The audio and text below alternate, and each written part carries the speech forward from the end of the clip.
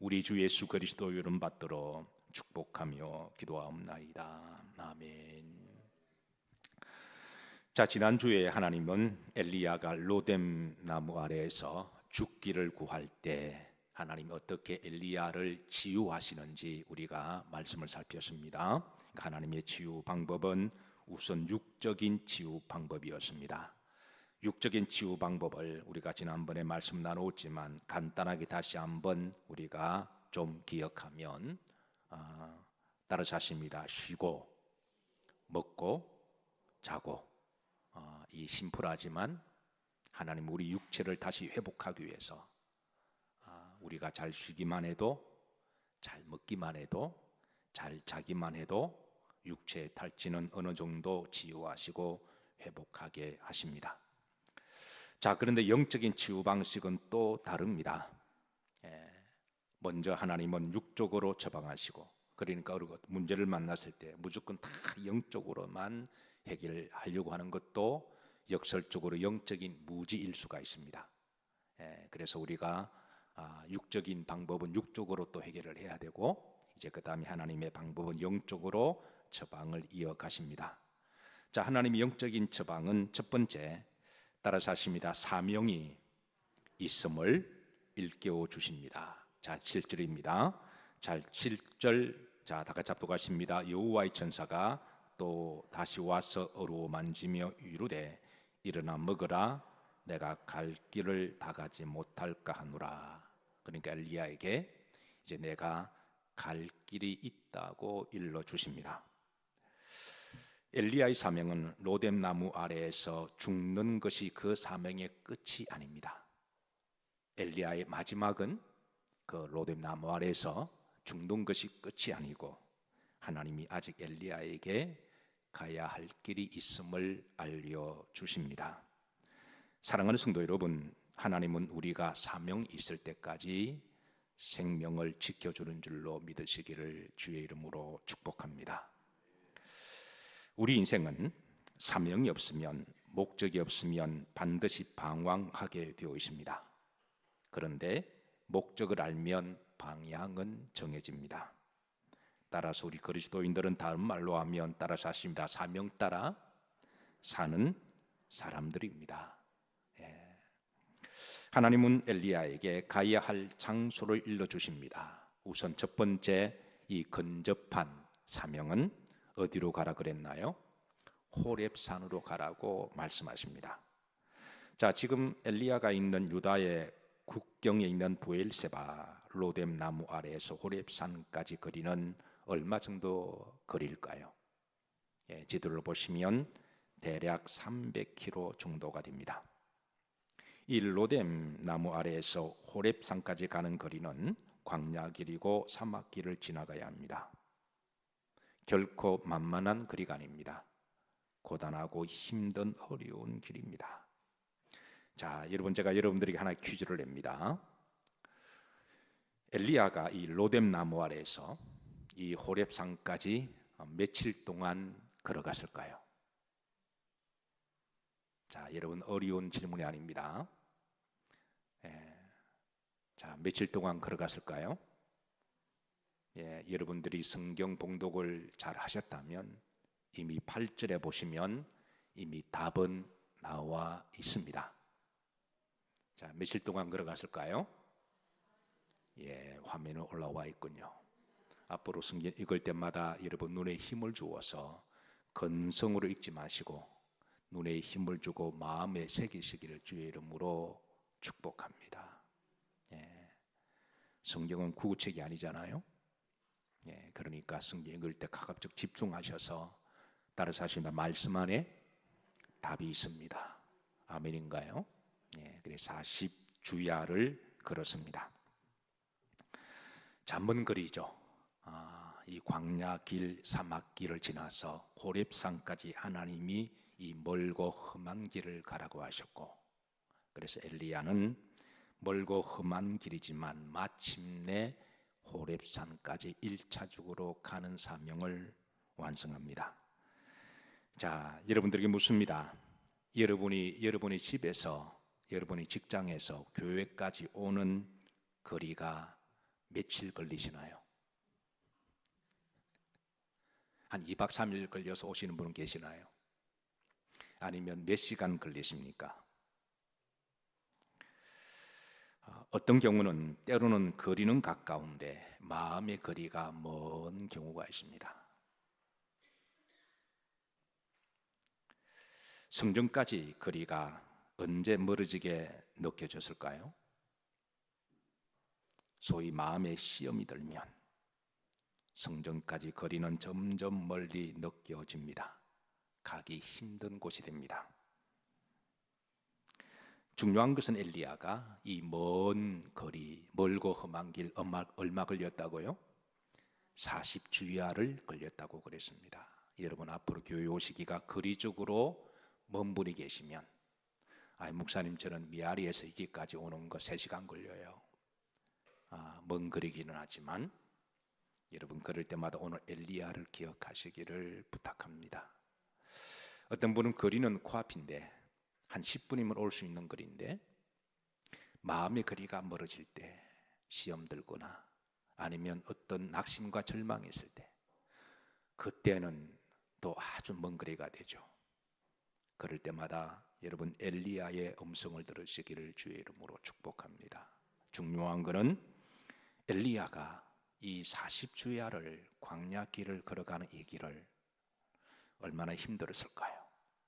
그런데 중요한 것은 결국엔 하나님이 가라고 하시는 곳에 갔습니다. 이게 중요하다라는 거예요. 사랑하는 성도 여러분, 사실 교회에 오는 거리가 사실은 만만치가 않습니다. 왜냐하면 거기에는 영적인 어떤 사건이 개입되기 때문에 그런 건데요. 일단 여러분 교회까지 오는 것도 여러분의 사명입니다. 여러분의 1차적인 사명, 그러니까 돈을 벌고 일하고 그것만 먹고 사는 것이 내 인생의 사명이 아니라, 물론 그것도 우리 인생의 사명이긴 하지만 여러분 하루 동안 열심히 일했다면, 그러나 여러분 교회에 와야 할 그 시간과 하나님과 약속한 그 장소에 여러분이 1차적으로 오시는 것도 사명인 줄로 믿으시기를 주의 이름으로 축복합니다. 성도의 1차적인 사명은 하나님께 예배하는 것이고 기도하는 일입니다. 하나님은 엘리야에게 먼저 1차적인 사명을 주십니다. 우선 하나님이 명하신 곳으로 가라. 멀고 힘들고 어려운 길이지만, 어떤 사람은 신앙이 없어서 교회가 멀게 느껴지고, 어떤 사람은 거리가 멀어서 멀게 느껴지고, 어떤 사람은 피곤해서 멀게 느껴지고, 어떤 사람들은 언제부터인지는 모르지만 시험이 들어서 멀게 느껴지고, 어쨌든 어떤 경우든 간에 중요한 것은 결론은 오늘 엘리야가 호렙산까지 기어서 가든 눈물 흘리며 가든 갔다는 데 중요한 겁니다. 그리고 성경은 그 과정은 우리에게 말씀하지 않습니다. 과정은 사람마다 다 다르기 때문에 1000가지 만가지 이유가 있겠지만 하나님은 엘리야가 어떤 과정을 통해서 온 것은 하나님은 스킵하십니다. 중요한 것은 결국은 순종하고 오는 일입니다.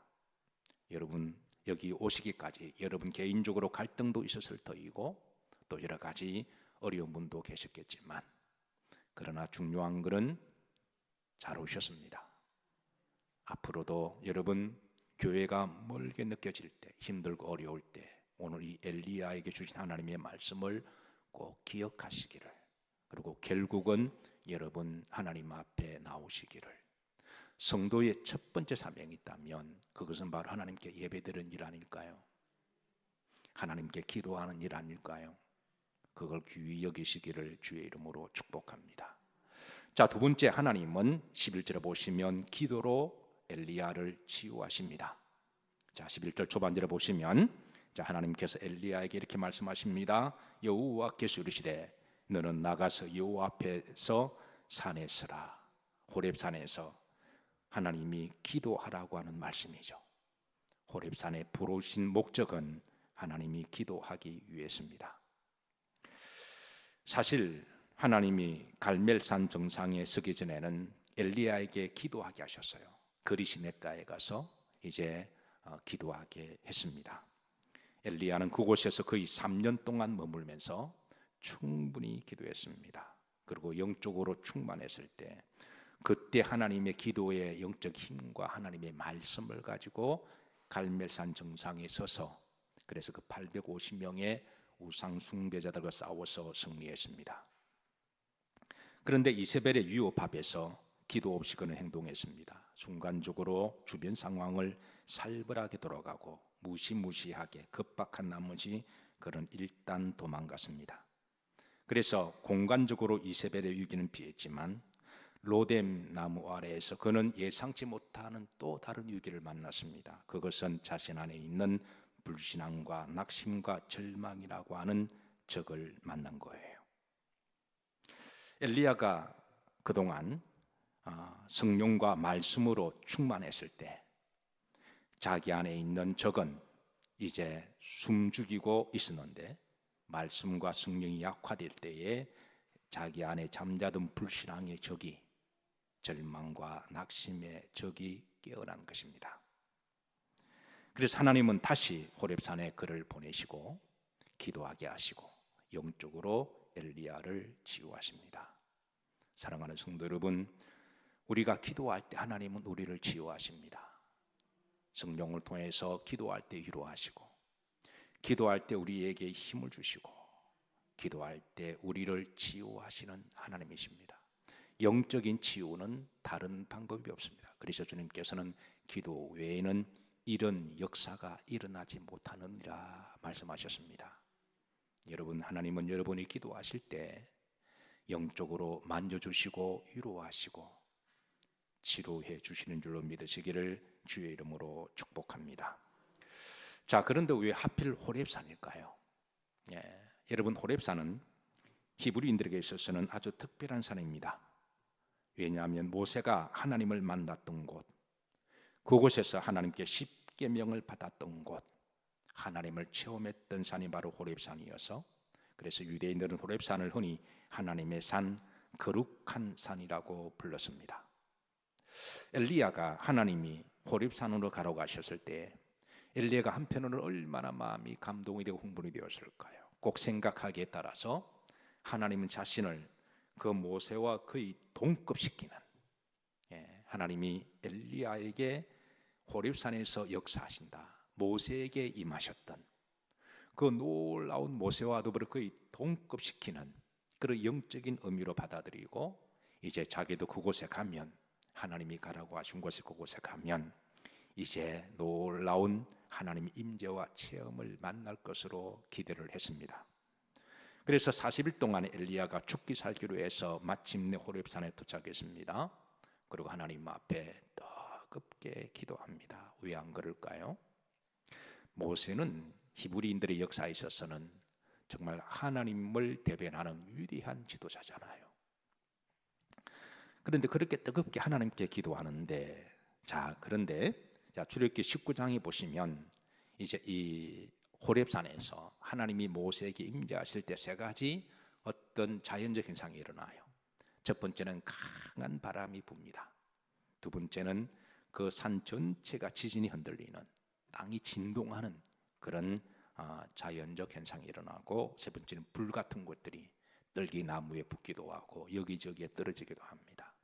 이 세 가지가 모세가 출애굽기 19장에 하나님이 임재하셨던 그런 초자연적 현상인데요, 아마 엘리야도 그런 방식으로 기대했던 것 같아요.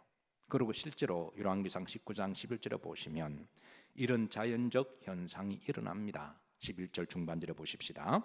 자, 크고 강한 바람이 산을 가르고 바위를 부수나. 그러니까 강한 바람이 이제 이 호렙산에 붑니다.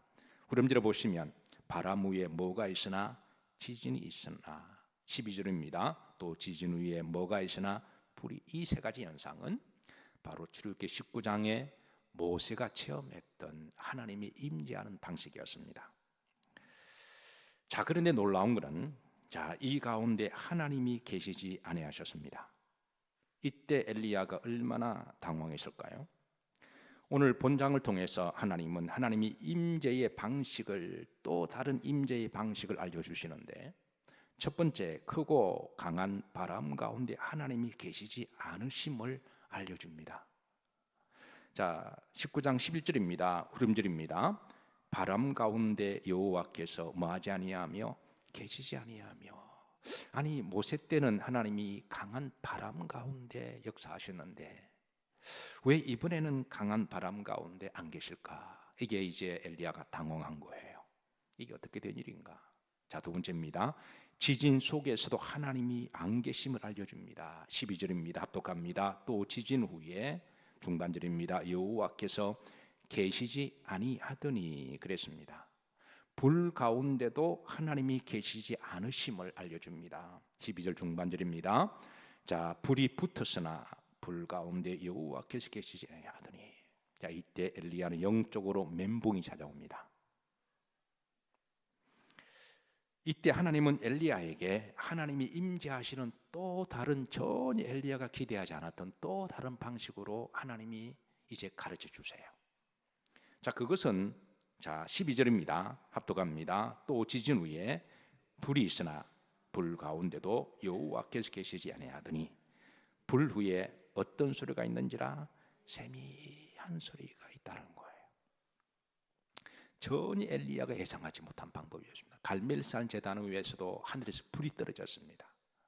그래서 엘리야에 있어서는 하나님의 임재 방식은 어떤 일종의 패턴이 있는 것으로 생각했던 것 같아요. 모세에게 임하셨던 어느 특별한 사람에게 임하셨던, 그래서 그 사람의 방식을 그대로 내가 카피하고 따라가고 흉내내기만 하면. 한때 조영계 목사님이 우리나라에 대단한 부흥을 또 이제 교회의 그런 모습을 보고 있을 때 그 조영계 목사님을 따라하는 목사들이 굉장히 많이 나왔습니다. 특별히 순복음교회 출신의 목회자들은 그의 액센트나 행동 하나까지도 그대로 카피하는, 마치 조영계 목사님이 물론 훌륭한 우리 기독교 역사 가운데 훌륭한 목사님이면 틀림이 없어요. 그렇다고 해서 그분이 하나님의 역사를 전유물을 하는 것은 아니잖아요. 꼭 그 방식대로만 해야만 하나님이 역사하시고 응답하시고 기도를 들으시고 훌륭한 설교는 아니잖아요. 하나님이 각자에게 주신 은사가 있고 각자의 마음의 중심을 보시고, 그리고 계시의 주체자는 모세가 아니라 어느 은혜를 받고 은사를 받고 성공했던 사람들의 전유물이 아니라 그는 어디까지나 하나님이 결정을 하시는 겁니다.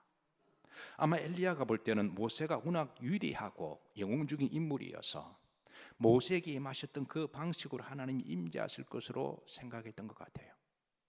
그래서 자신도 모세처럼 그렇게 하나님 임재하기를 바랬는데 이번에는 전혀 다른 방법으로 하나님이 말씀하십니다. 그것은 세미한 가운데 심령 깊은 곳에서 하나님이 이제 말씀을 하시는 것이죠.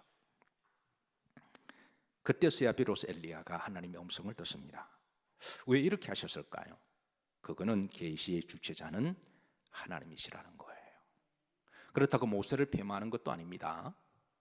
모세의 방식이 틀렸다는 결코 아닙니다.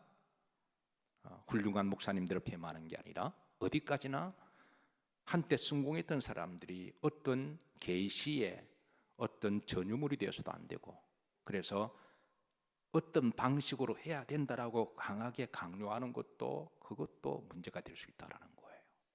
계시의 주체는 누군가요? 하나님이십니다.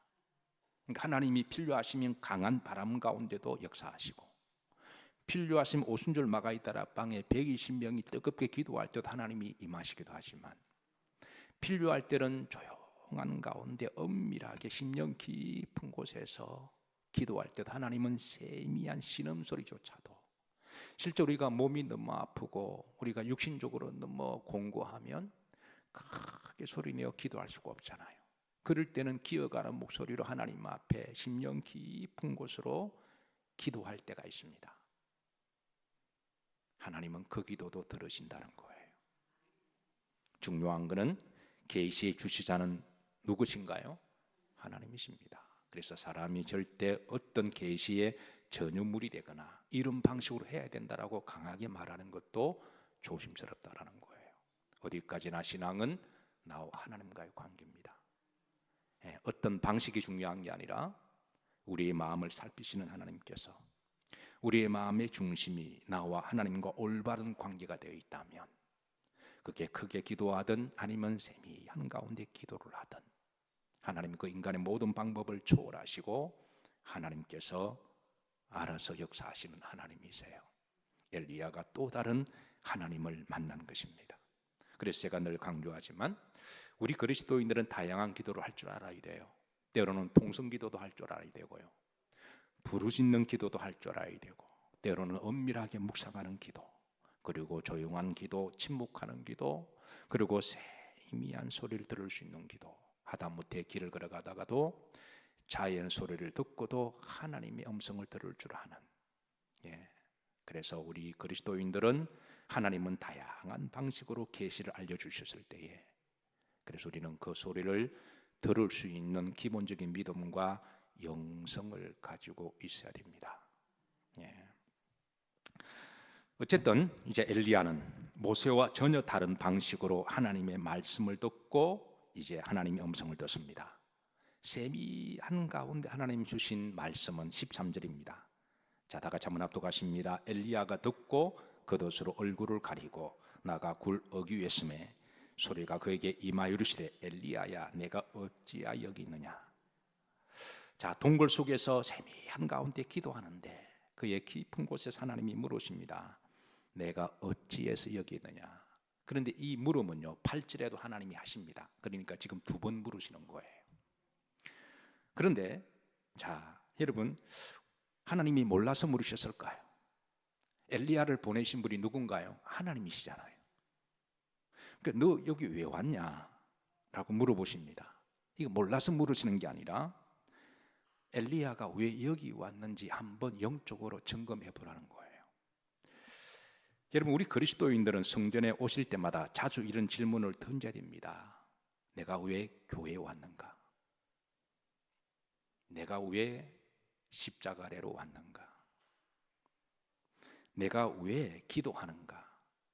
아주 기본적인 질문이지만 이런 질문에 대해서 우리는 한번 점검하고 우리가 하나님께 예배드리고 우리가 기도해야 할 줄로 믿으시기를 주의 이름으로 축복합니다. 아주 심플하고 기본적인 질문입니다. 당연히 예배드리러 왔죠. 그런데 당연히 예배드리러 왔는데 예배 안 드리는 사람이 있을까요, 없을까요?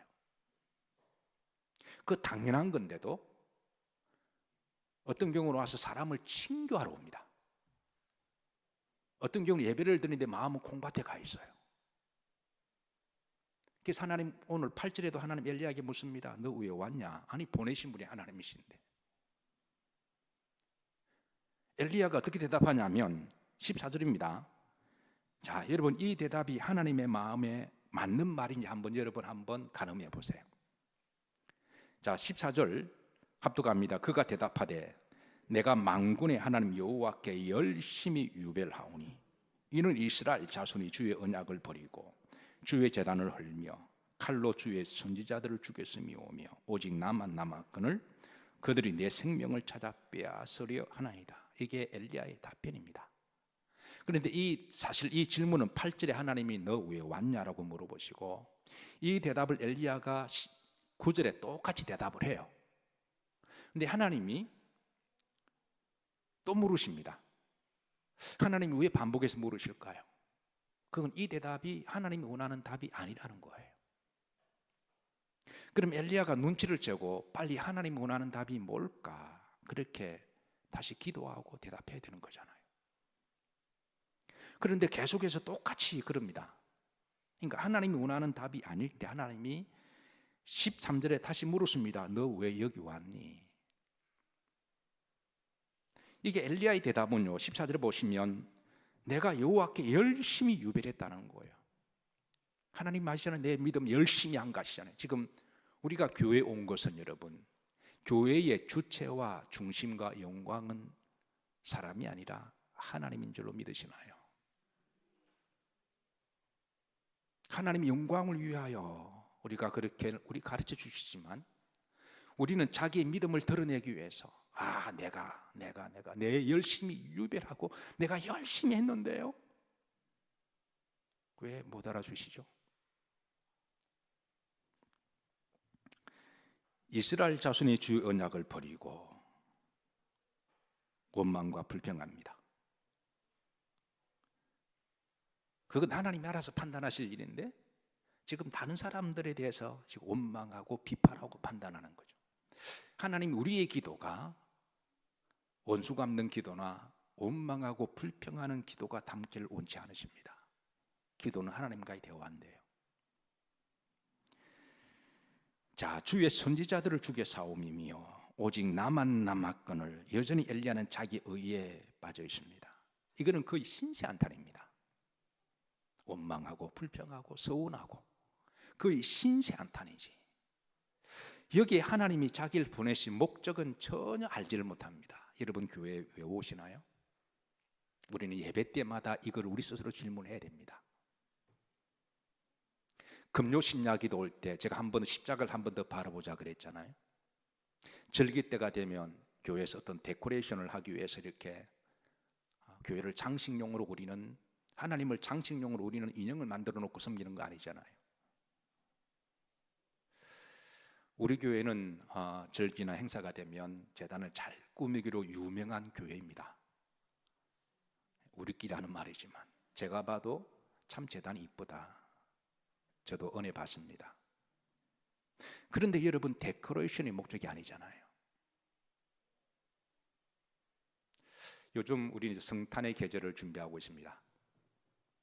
그래서 교회들마다 제단이 이제 촛불을, 이 절기를 아는 교회들은 촛불로 주의 오심을 기다리고 기념합니다. 그 영적 의미를 기억하고 기념하기 위함이죠. 그리고 그 절기에 대해서 아직까지 잘 중요성을 인식하지 못하는 교회는 여전히 이런 것을 또 하지 않는 교회도 적지 않아 있습니다. 저는 성탄의 계절이 되면 제 목장실에 새벽에 제일 3시 반이나 한 4시 어간 사이에 가면 제일 먼저 하는 일이 촛불을 켜는 일입니다. 주의 오심을 제 스스로 기억하고 기념하기 위해서 첫 번째에 이제 보라색 촛불에 불을 밝힙니다. 그리고 목장실 하루 종일 그 불은 밝혀져 있습니다. 제가 하루의 사명을 마치고 돌아갈 때는 끄고 돌아가지만 그러나 제가 있는 동안은 그건 하나님과 나와의 관계니까. 그런데 이 보라색 불이 하루 종일 있다 보면 저녁이 되면 여기에 불이 꺼질까 말까, 불이 이렇게 꺼질까 말까 그래요. 그 불은 환하게 비추어져야 되는 불이고 온 우리의 소망의 빛이 비춰져야 되고 내가 있는 공간에 이 불이 환하게 비춰져야 되고 내 마음속에 비추어지기를 바라는 소망의 빛입니다. 이제 다음 주는 평화의 불로 우리는 기념하고 밝히고 기도할 거예요.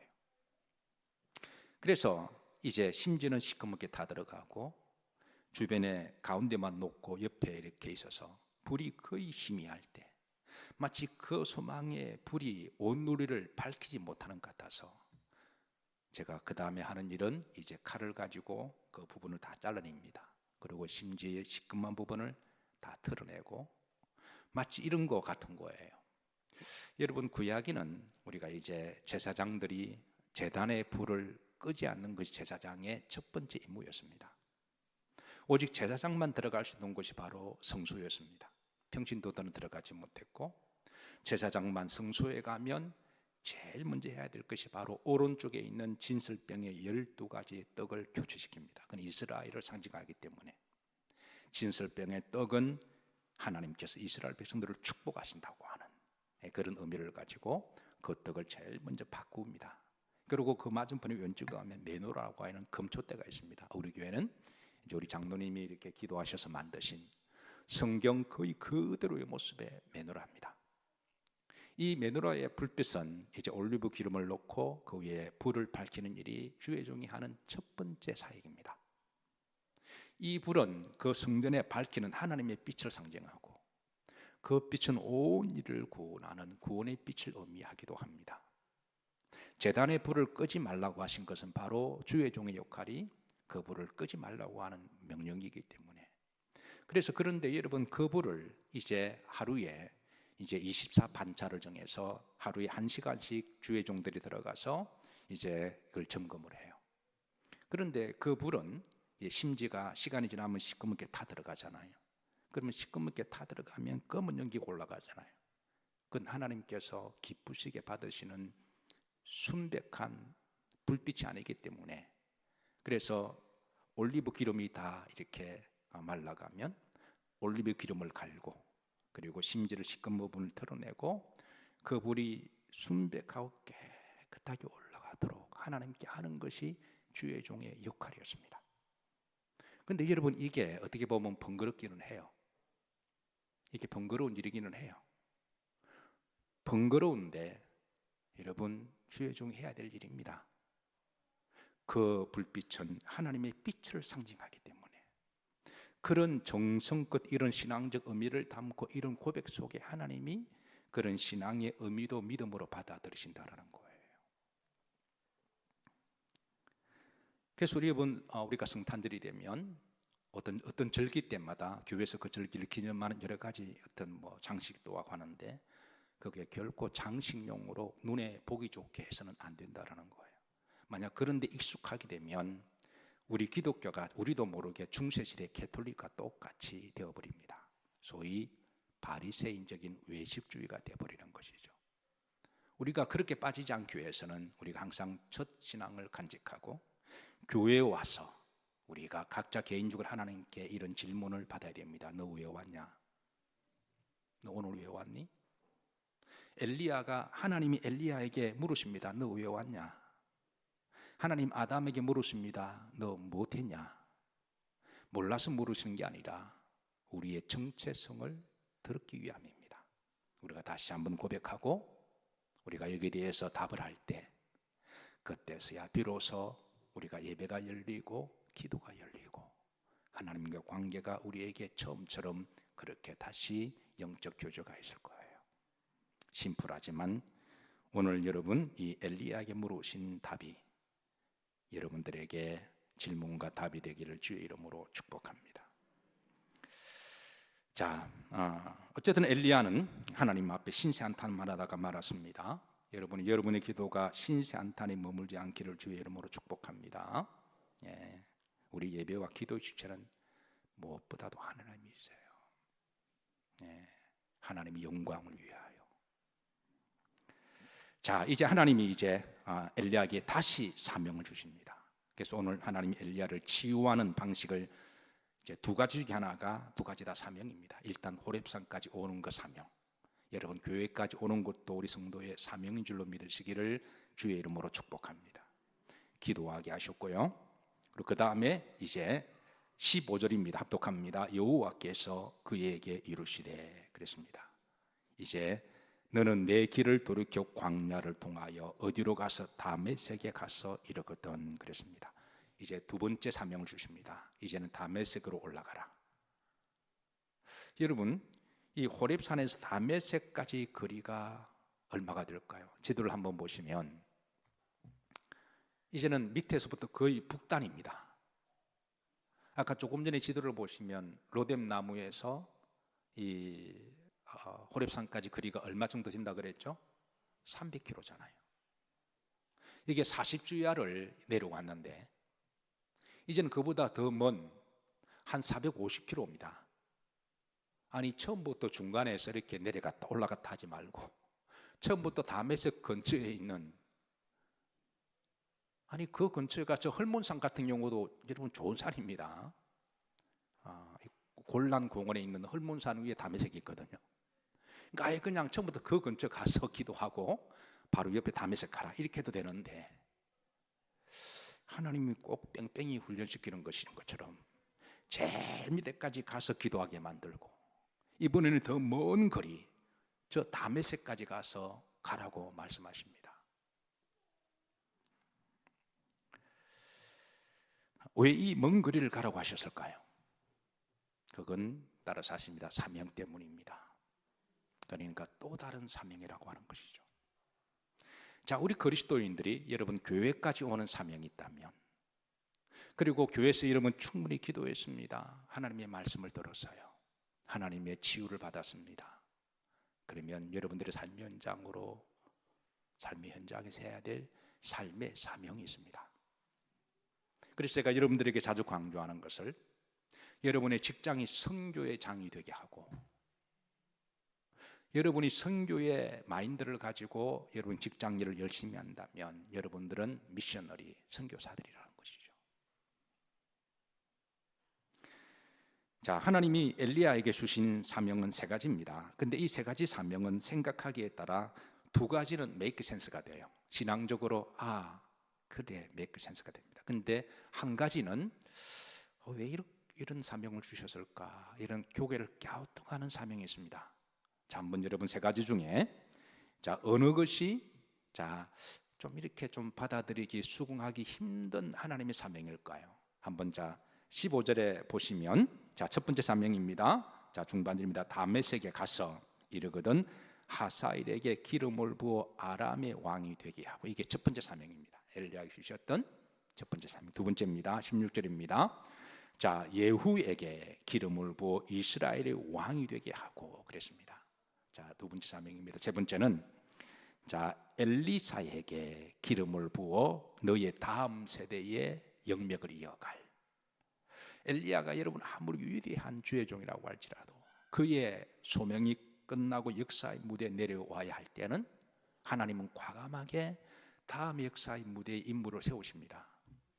하나님은 사도 바울을 한 시대에 귀하게 쓰셨다가 그의 시대가 끝났을 때는 하나님은 또 다음에 지도자를 세우시듯이, 왜? 어차피 하나님 일은 사람이 하는 게 아니라 하나님이 하시기 때문에 그런 거예요. 그래서 우리는 가끔 이런 착각에 빠지면 안 됩니다. 나 없이는 안 된다. 없어도 됩니다. 흔히 교회에서 어느 문제가 많이 발생하냐면 나 없이는 안 된다고 생각하는 거예요. 물론 그게 어느 정도는 동기부여가 열심은 좋은 거예요. 그러나 이게 너무 지나친 나머지 교회가 지가 없으면 교회가 안 되는 줄로 생각하면, 아니, 교회는 하나님이 없으면 안 됩니다. 예수님이 없으면 안 되는 거예요. 아니, 사도 바울도 하나님이 때가 돼서 과감없이 그냥 하나님이 데려가시고, 그 다음에 하나님이 디모데를 세우시거나, 또 그 다음에 하나님이 아볼로를 세우시거나 그렇게 세우신 거잖아요. 엘리야도 위대한 하나님의 주의 종이었지만 그의 시대가 끝났을 때 하나님은 과감하게 엘리사를 준비하게 하신 하나님이세요. 모세의 시대가 가면 여호수아 시대 오게 하고, 어차피 여러분 역사의 무대의 주인공은 하나님이십니다. 우리가 이것을 기억하고 우리가 기도해야 되는 거죠. 그래서 하나님 우리에게 잠깐 맡겨주셨을 때, 그때 하나님 나에게 시간도 맡겨주셨고 건강도 주셨고 나에게 총명함도 주셨고 나에게 물질의 복도 주셨을 때에, 그때 우리는 아낌없이 하나님이 서시겠다 그러면 열심을 다해서 주를 위해서 헌신하다가, 하나님의 때가 되어서 이제 무대에서 내려오라 그러면 시험 들 것도 없고 삐질 것도 없고 손할 것도 없고, 그래서 우리가 다음 세대를 위하여, 세례 요한을 위하여 그 길을 예비를 접경을 평탄케 하는 그런 믿음이 있어야 된다는 거예요. 그래서 하나님 이 세 가지 사명을 주세요. 이 세 가지 사명 중에 여러분 두 가지는 그래도 메이크 센스가 되죠.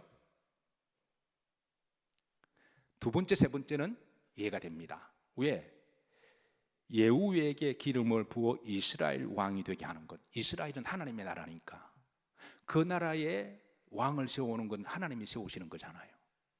그리고 엘리야 다음에 엘리사는 주의 종이니까 또 하나님이 세우시는 거니까 이 신앙적으로 이해가 되는데, 문제는 이 첫 번째입니다. 아람 왕 하사엘. 이 나라는 하나님을 믿는 나라도 아니고 우상 숭배하는 나라입니다.